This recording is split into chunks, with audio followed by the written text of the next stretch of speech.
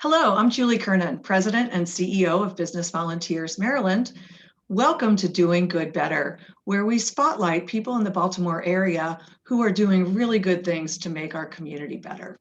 Today, it is my pleasure to introduce you to a really good friend, Adam Smith. Adam is Vice President of Communications and Public Affairs and Chief Diversity Officer at Laureate International Universities.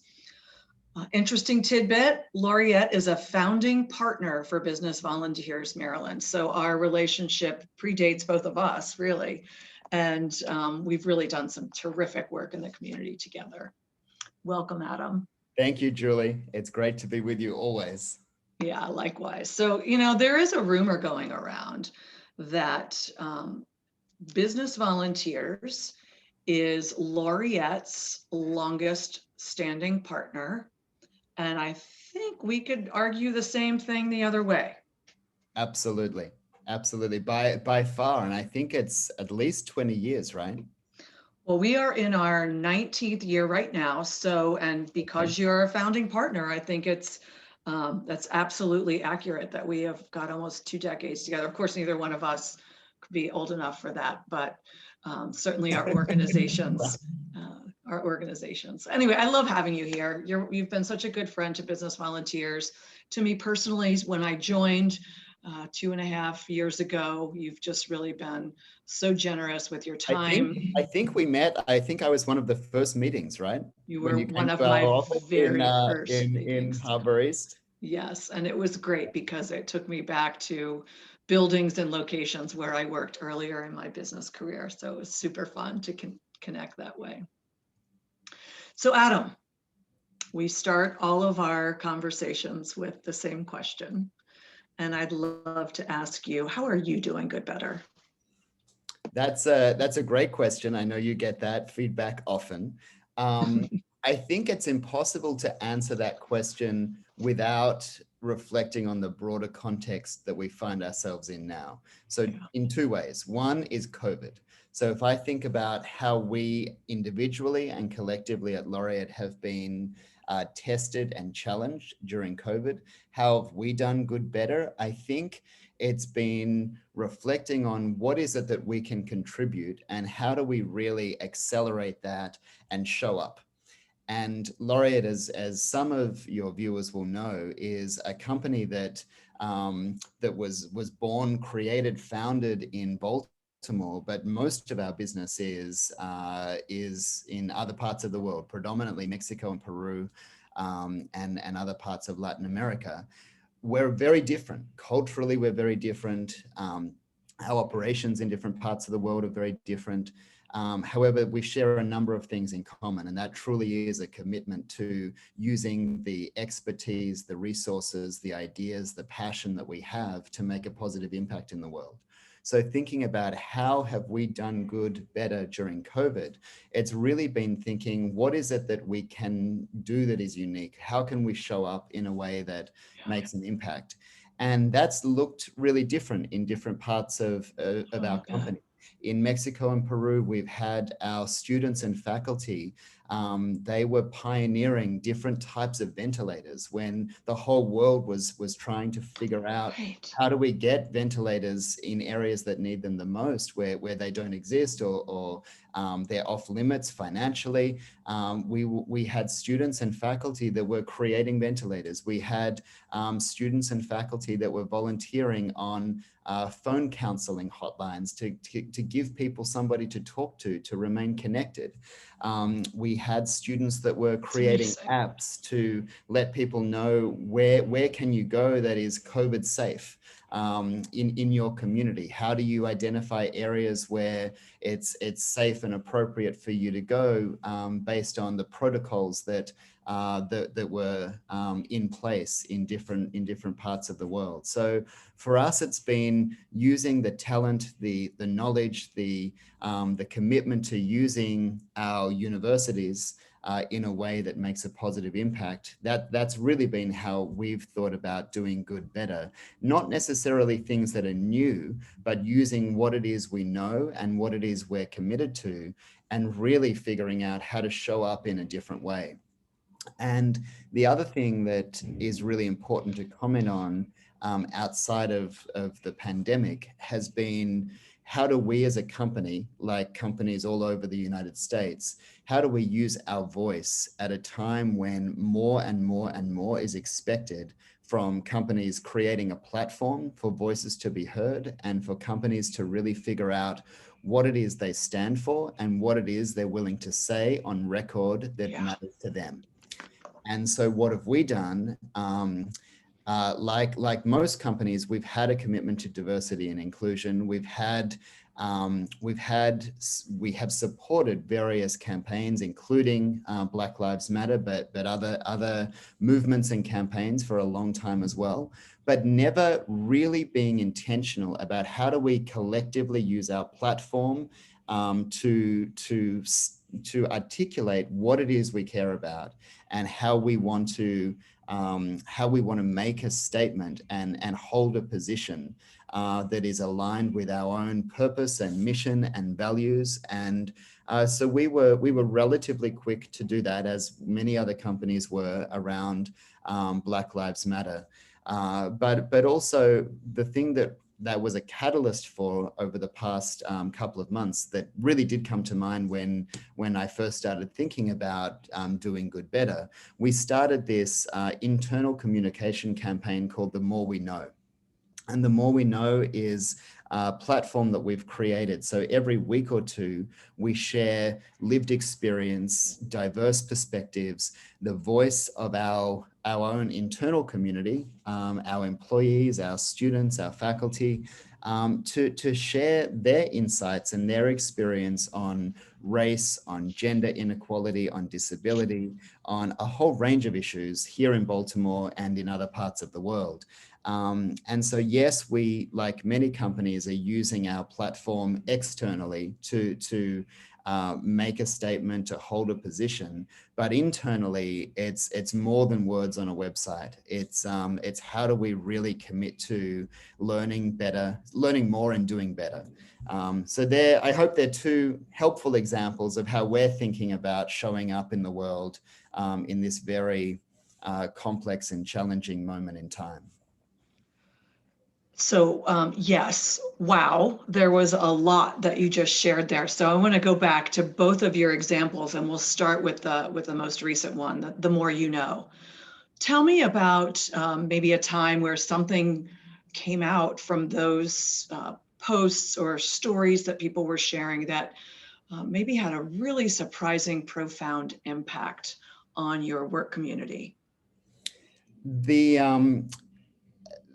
There's a few things that come to mind when you say that. The first thing that I think has taken people by surprise very positively is who is sharing. Yeah. And like almost all companies, we're all very familiar with receiving emails from our CEO, from various leaders of different functions across the organization. That's routine for us in terms of how we approach our internal communications. I think there's one example of a senior leader in our company who has shared his perspective on race in the United States. But with that one exception, the people who have used that platform to share their own lived experience, their own perspectives, are often those that people have never heard from before. They're people they've walked alongside. They've said good morning in the hall. They've seen their name copied on an email. But these are often not the individuals who are in front of our entire employee population, sharing some of the most personal reflections about their experience as a parent, their experience as a partner, their experience as a person of color, their experience as a member of the LGBTQIA plus community, their experience as a person who has lost their hearing. It's before we even get to the content, it's the person and the platform that has perhaps created the most memorable impact.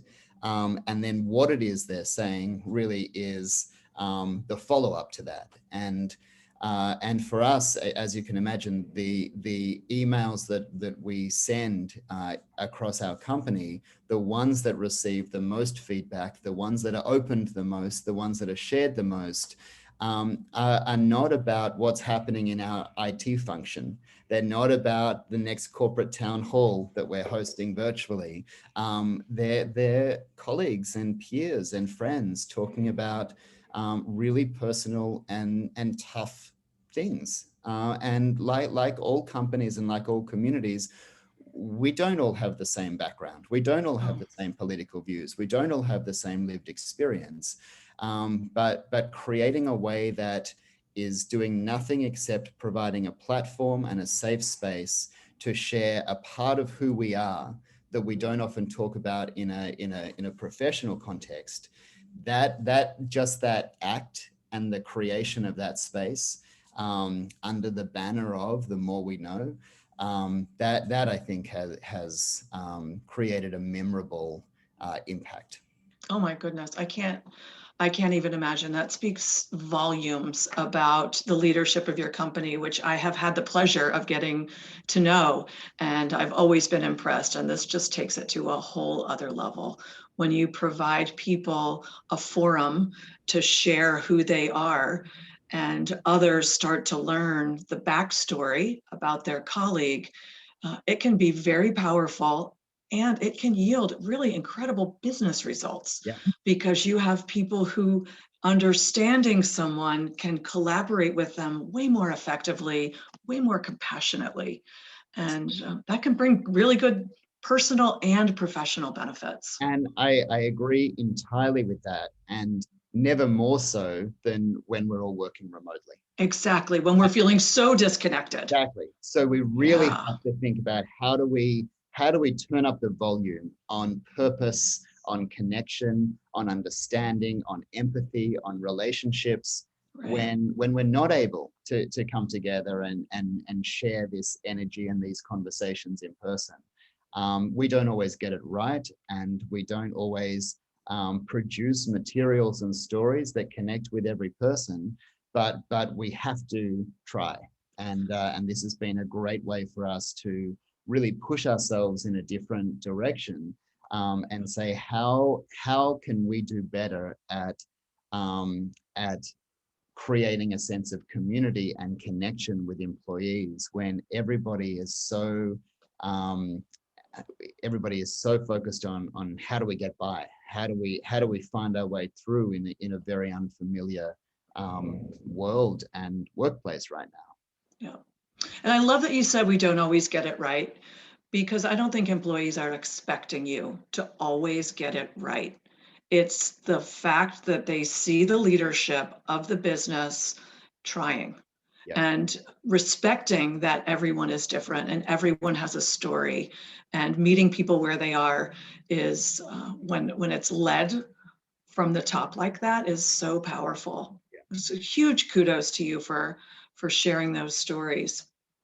So that's what that was one. But the other thing you talked about was all of the kind of free consulting, I would say, that your employees around the world were giving to individuals, businesses.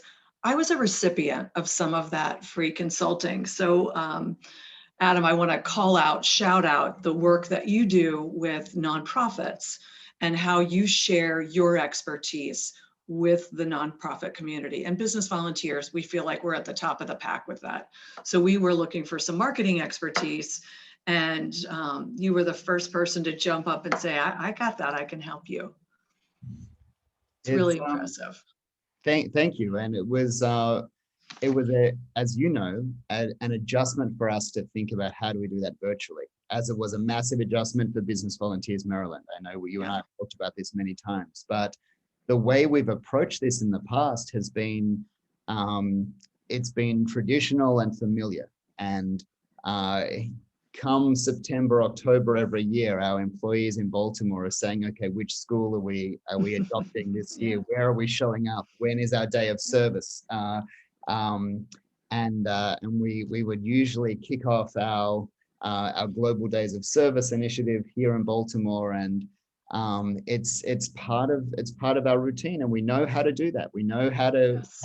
put on our t-shirts and go to one of the fabulous Baltimore City Public Schools and spend a day painting and gardening and doing all of these things to try and improve that community physically. And then almost always we follow up, and we have members of the school community come to our events and town halls, and we've given scholarships to school leaders, and it really becomes that first day of service usually then triggers a much longer and deeper relationship with fabulous schools we've worked with, all thanks to Business Volunteers Maryland. But as you know, we had with you all of these in-person events planned that that had to change, and we still wanted to show up, but we didn't know how.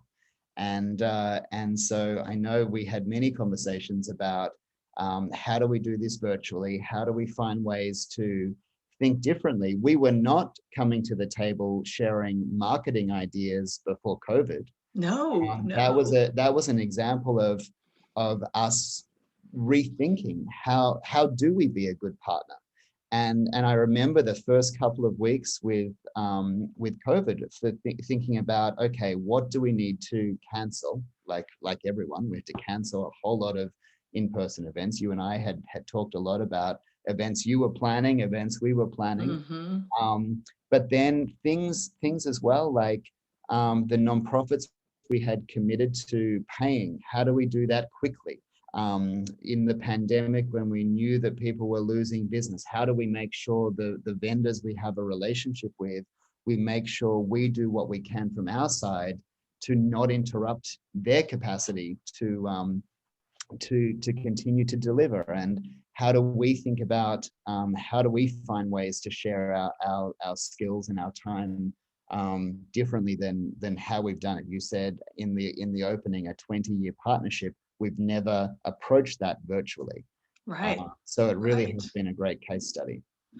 Well, and we've seen this with Laureate and with our other business partners, that the ability to move some of the programs that we used to do together in person, such as some of this pro bono consulting, moving that to virtual, in some cases it works a little bit better because we can leverage skill sets from, say, South America if we need to, or Central America if we need to.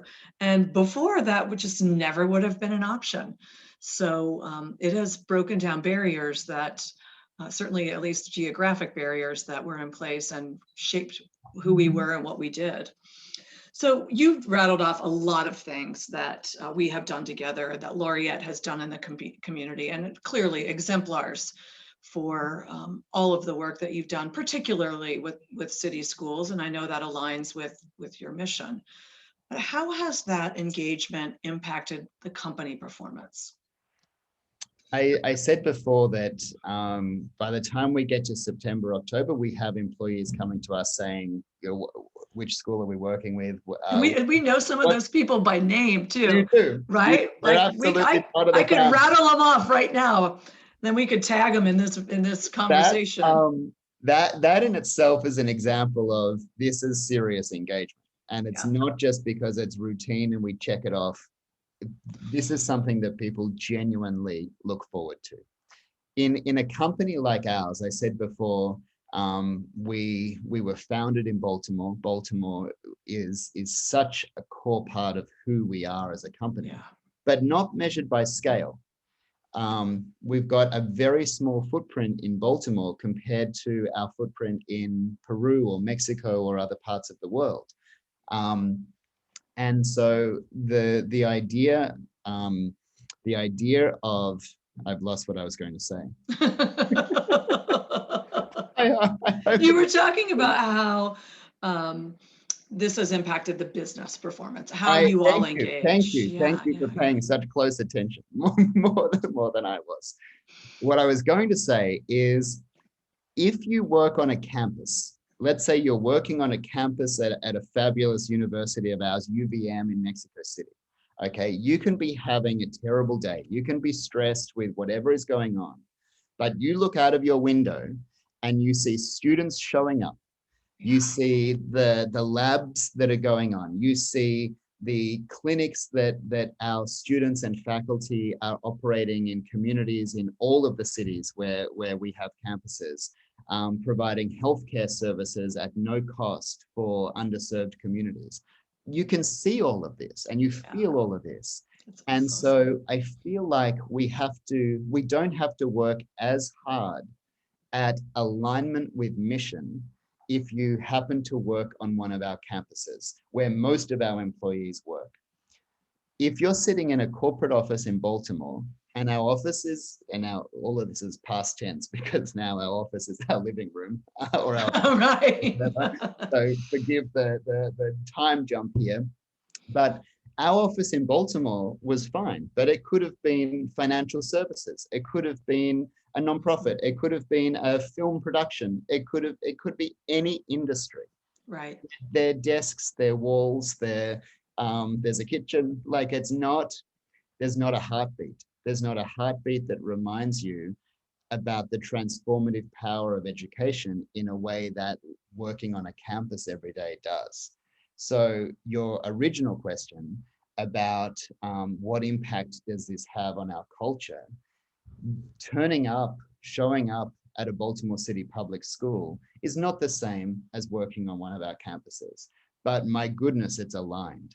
Right. It's aligned with who we are and what we believe. And whether you're in an elementary school surrounded by classrooms that are educating 5, 6, 7-year-olds, or you're on a campus in Mexico City, what is central is a belief that having access to quality education will change the life of that student, their family, and their community. And so we have to work hard in Baltimore, not just to engage employees, but to remind them of our mission. And we can produce beautiful videos, and we try and do that, and we can tell great stories, and we try to do that. But showing up in a classroom, walking the halls in a school, is the most important thing we can do outside of, I guess, direct operations and decisions in our own company.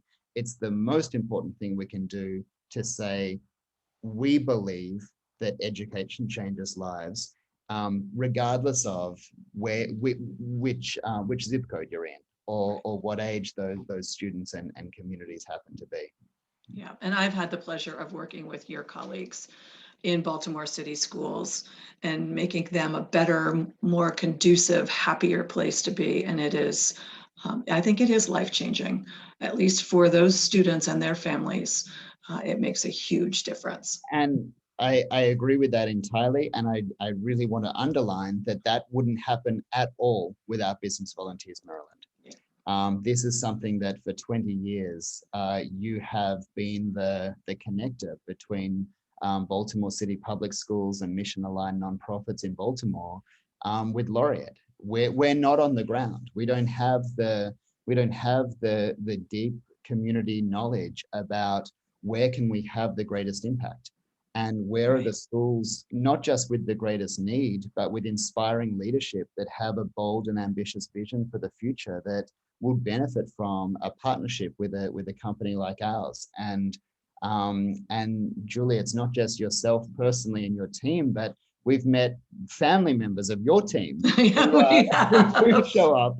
Like they do. It's in their DNA too, right? And it takes a village, and we create a village between Laureate and Business Volunteers Maryland. We do this well.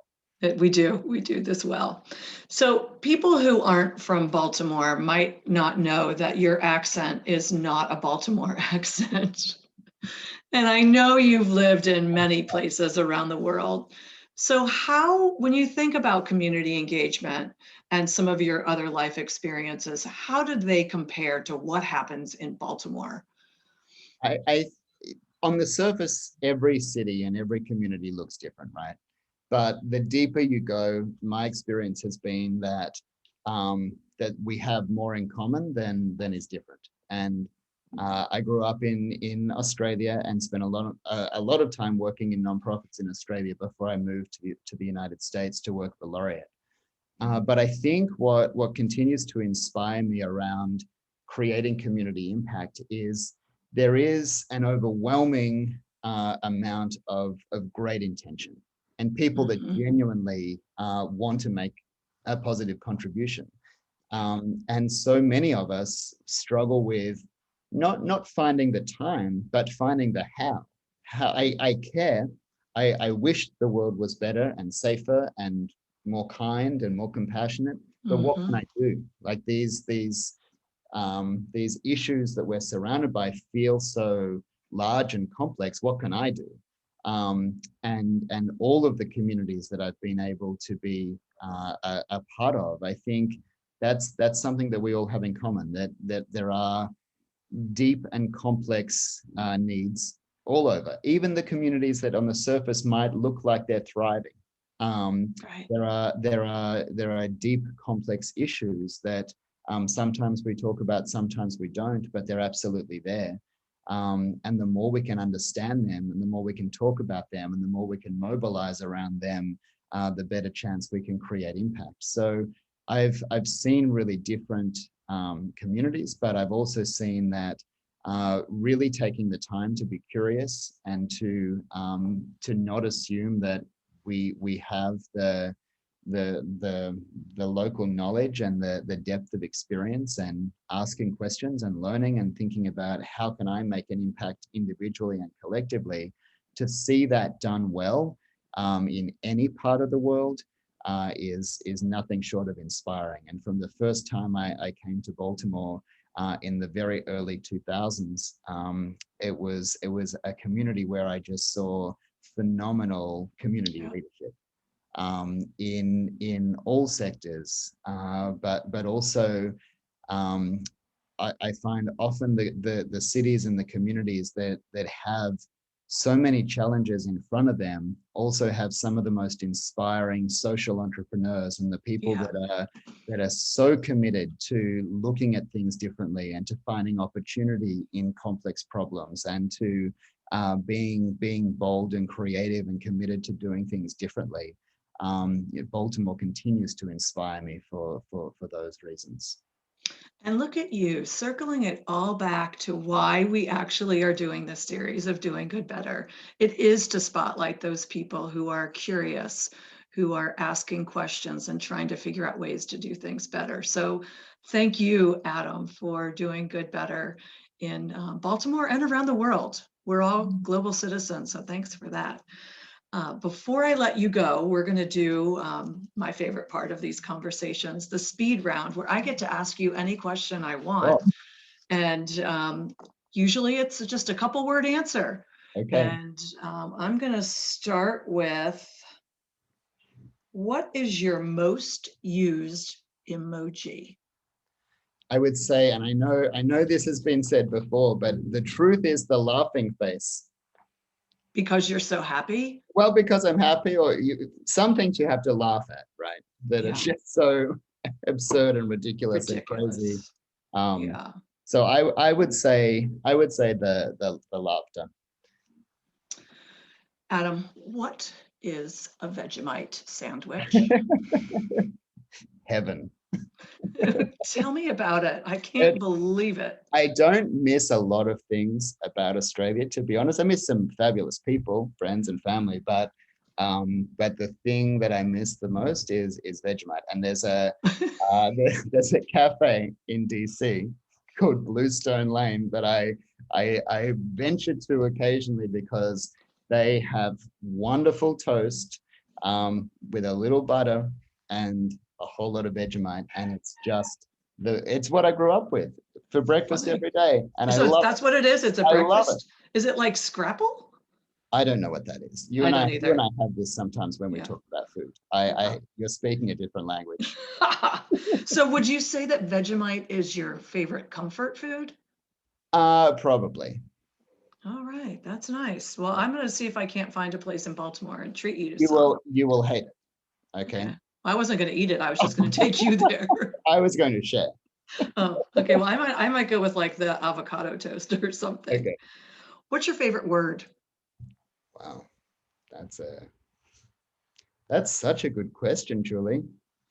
Um, Maybe kindness.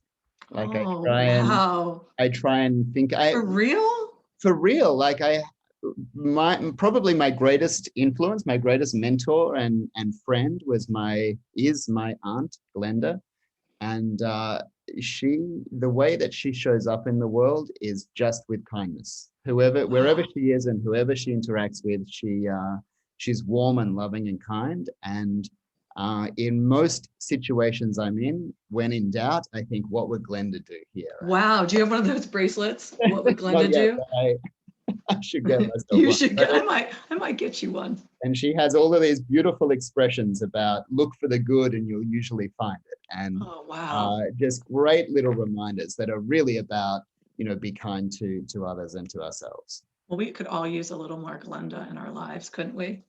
Okay, one more. What's always in your refrigerator?